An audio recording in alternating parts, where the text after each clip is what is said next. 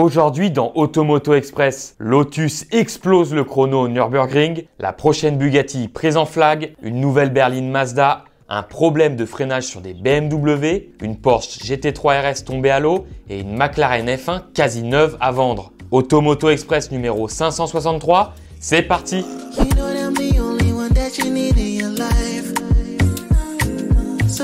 Lotus explose le chrono au Nürburgring. 6 minutes 24, c'est le temps qu'a mis la Lotus Evija X pour boucler un tour sur le mythique circuit du Nürburgring. Une version extrême de l'hypercar électrique anglaise qui vient de signer le 3e meilleur temps de l'histoire sur cette piste ultra exigeante. Elle se place derrière la Volkswagen ID.R qui a fait un chrono de 6 minutes 5 et la Porsche 919 Evo qui reste la championne avec 5 minutes 19. Selon Lotus, cette prouesse pourrait être encore améliorée. Même si on a là une version très radicale de la Evija, avec une aéro complètement revue à grands coups d'aileron, elle a conservé le châssis et la monocoque carbone du modèle de série. Et c'est pareil pour la motorisation de 2039 chevaux. On est finalement pas loin de celle homologuée pour la route.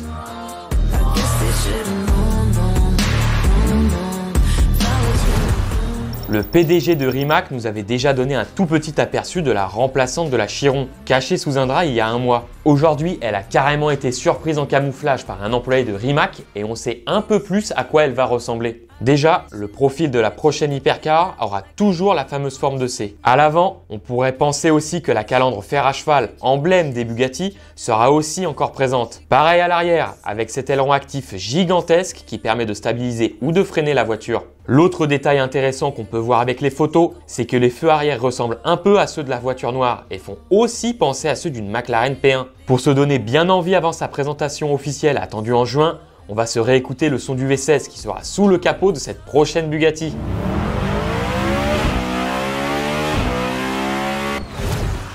Une nouvelle berline Mazda. Le constructeur japonais a profité du salon de Pékin pour lever le voile sur la EZ6. Une grande berline de presque 5 mètres, 100% électrique, mais aussi hybride rechargeable. Mais n'espère pas la croiser en France, la Mazda EZ6 est réservée pour la Chine. Ce modèle est basé sur une voiture chinoise, la Changan Deepal SL03, vendue exclusivement là-bas. Par contre, le look est bien japonais et on voit clairement l'ADN de Mazda avec une grande calandre et un capot plongeant. C'est le fameux design Kodo du constructeur. Dommage qu'elle ne vienne pas en Europe, car elle aurait fait une belle remplaçante à la Mazda 6 qui n'est plus commercialisée depuis 2020.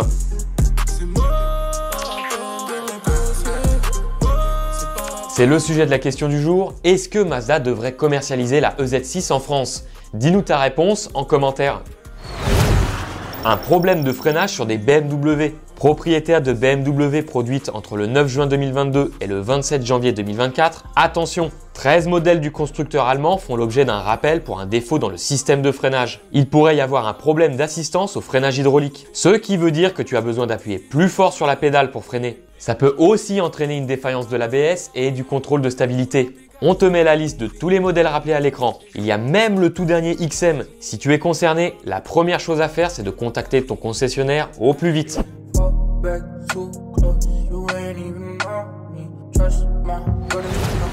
Une Porsche GT3 RS tombe à l'eau. Les crashs de supercars font toujours mal, mais quand il s'agit d'un modèle tout neuf et en plus d'une des voitures les plus appréciées des amateurs de sportives, c'est encore pire. La malheureuse victime ici est une Porsche 911 GT3 RS qui a fini sa course dans une rivière aux États-Unis. Le conducteur et le passager s'en sont sortis sans une égratignure, ce qui n'est pas vraiment le cas de la supercar allemande. L'avant côté conducteur est complètement détruit, tandis que l'arrière gauche a subi un énorme choc et la lunette a volé en éclats. Selon les locaux, le propriétaire avait pris possession de son bolide un jour avant, comme on peut voir avec les plaques d'immatriculation encore provisoires. Et déjà qu'une 992 GT3 RS coûte 250 000 €, pour son exemplaire, l'américain a indiqué avoir dépensé 460 000 $, environ 430 000 €. Chez Porsche, la facture peut monter très vite, surtout quand on opte comme lui pour le pack Veysar à plus de 32 000 €.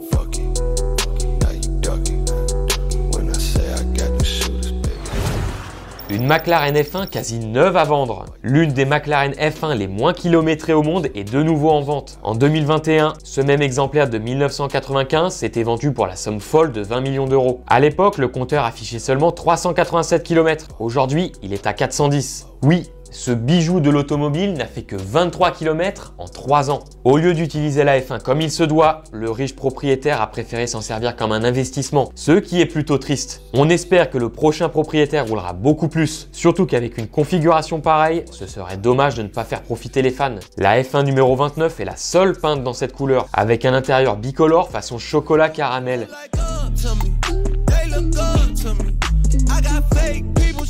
La semaine dernière, je vous demandais ce que vous pensiez du nouveau Mini Aceman. Vous n'êtes pas fan du design des nouveaux modèles du constructeur et le Aceman n'échappe pas à la règle. C'est la fin d'Automoto Express, on se retrouve demain pour faire le plein d'actu. D'ici là, portez-vous bien, bye!